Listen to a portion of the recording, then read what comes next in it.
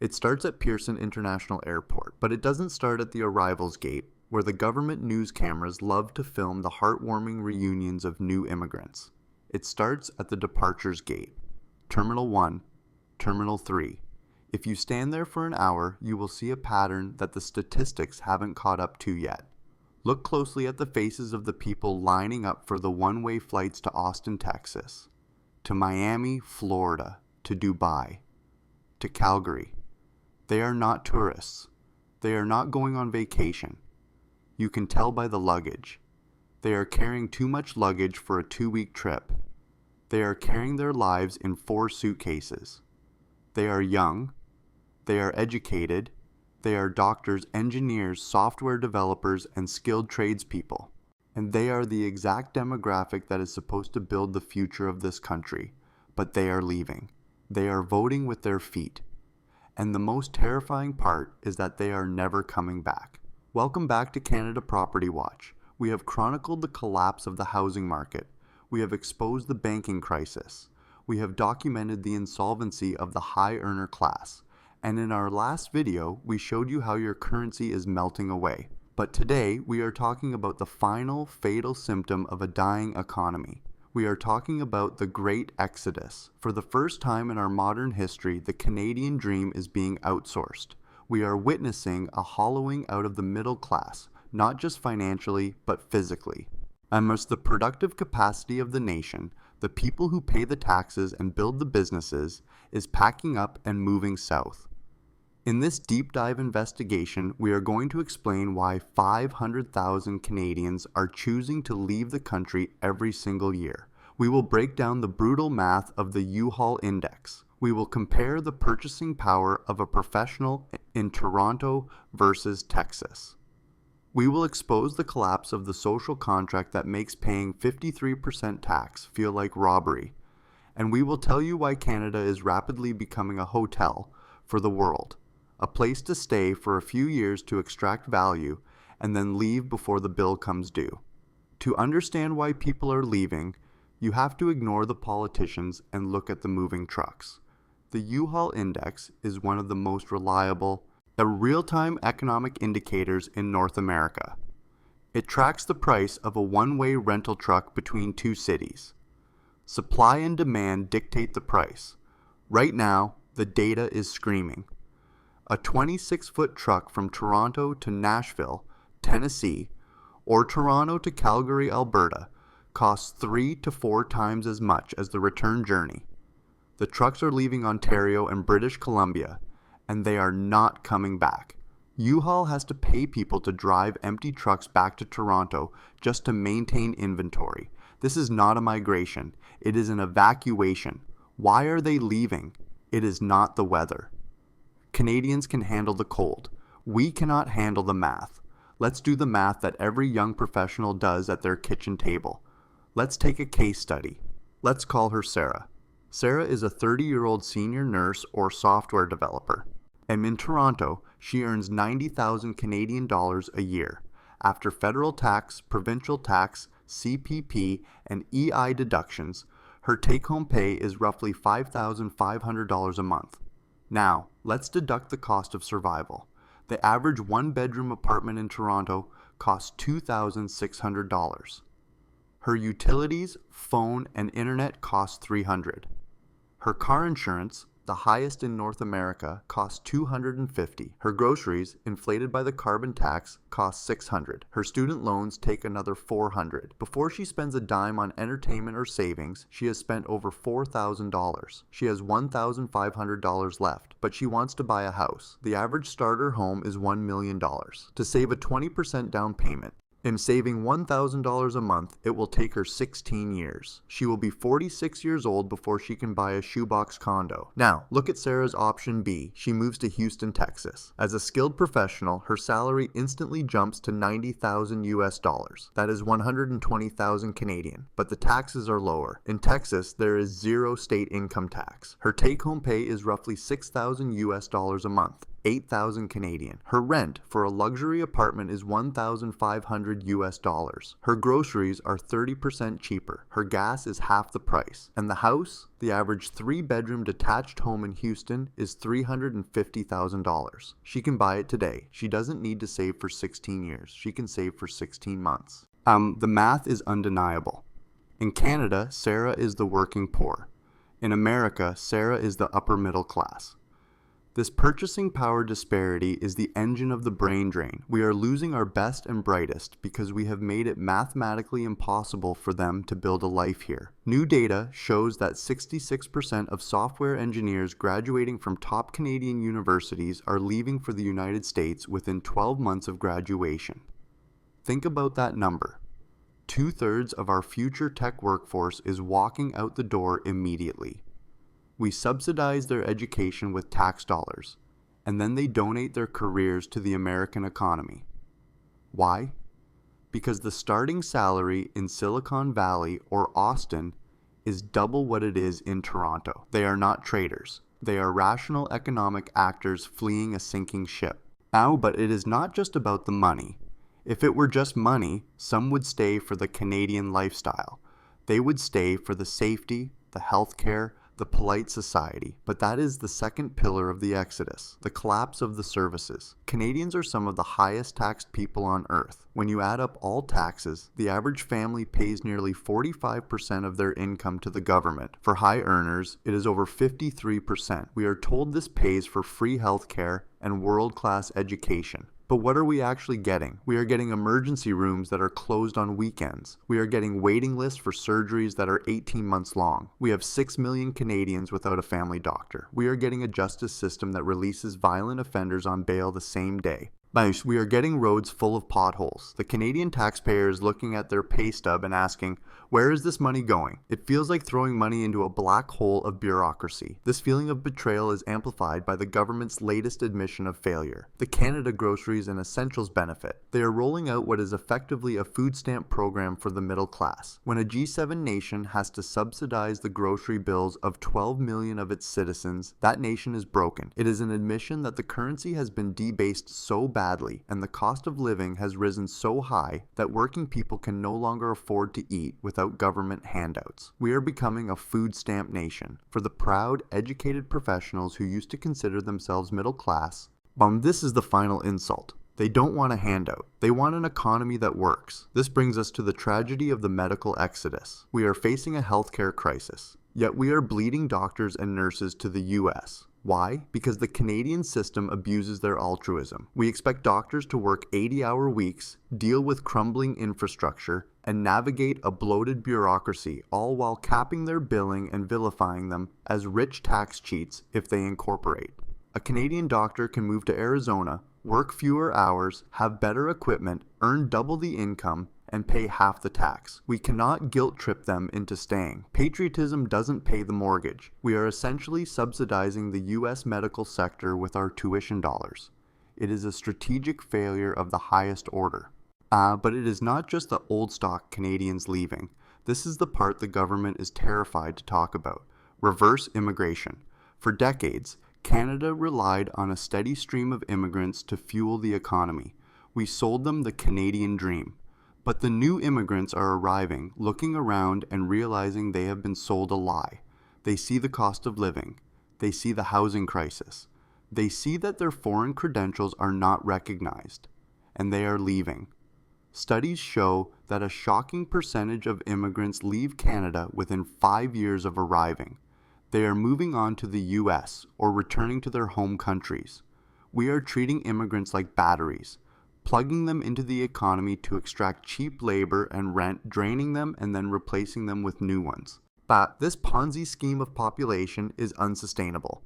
Canada is no longer the destination. It is a transit lounge. And then there is the internal exodus, the flight to Alberta. For those who cannot leave Canada, there is one last refuge, the Texas of the North. Alberta is calling, and Ontario is answering. Tens of thousands of families are moving to Calgary and Edmonton. Why? Because Alberta still functions. You can still buy a detached home for $550,000. The wages are higher. The taxes are lower.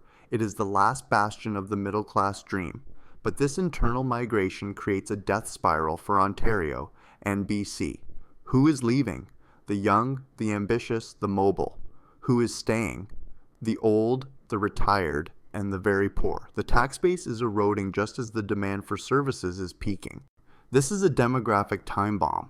Let's talk about the business climate. If you are an entrepreneur in Canada, you are treated with suspicion. The capital gains tax inclusion rate was recently increased, punishing success. The regulatory burden is suffocating. It takes years to get permits to build anything. Productivity in Canada has collapsed. Business investment per worker is plummeting. Why would anyone start a business here? If you succeed, the government takes half. If you fail, you are on your own. The US celebrates risk-taking. Canada punishes it. So, our tech founders move to Silicon Valley. Our manufacturing moves to Mexico. We are left with an economy based on selling houses to each other and serving coffee to the people selling the houses. It is a fake economy devoid of real productivity. When the psychological toll of this exodus is heavy, when you see your friends leaving one by one, it creates a sense of hopelessness. It breaks the community. You start to wonder, am I the sucker for staying? Am I the fool who is going to be left holding the bag? It creates a low-trust society. We used to trust that if we paid our taxes, the services would work. That trust is gone. We used to trust that if we saved money, it would retain its value. That trust is gone with inflation. We used to trust that the government worked for us. Now it feels like we work for them. This Hotel Canada mentality is dangerous. A nation is not a hotel. A nation is a home. In a home, you invest. You fix the roof. In a hotel, you abuse the room because you are leaving tomorrow. Our politicians are treating the country like a hotel manager trying to maximize occupancy rates without building more rooms or upgrading the plumbing. They are celebrating GDP growth, driven by more bodies, while ignoring the GDP per capita decline that makes everyone poorer. They are gaslighting the population, telling us we have never had it so good, while we line up at food banks. The brain drain of the 1990s was bad, but the brain drain of 2026 is existential. In the 90s, housing was cheap. You could stay in Canada and live a good life even with lower wages. Today, housing is a luxury good. If you are a young doctor graduating with debt, you cannot afford to live in the city where you work. You have no choice but to leave. We are forcing our children into exile. We are raising a generation of children who know, deep down, that to have the life their parents had, they will have to leave their parents. They will have to become economic refugees from a G7 country. That is a national tragedy. The government's response is denial. They talk about labor shortages. We don't have a labor shortage. We have a wage shortage and a housing shortage. If you paid nurses what they are worth and ensured they could afford a home, you wouldn't have a shortage. Instead, the solution is always more temporary. Foreign workers, more suppression of wages, more band-aid solutions. They are trying to fill a leaking bucket by pouring more water in, rather than plugging the hole. And the hole is the exodus of the middle class. What happens when the middle class is gone? You are left with a feudal structure, and a tiny elite of asset owners and a massive underclass of service workers and renters living paycheck to paycheck. The ladder of opportunity has been kicked away.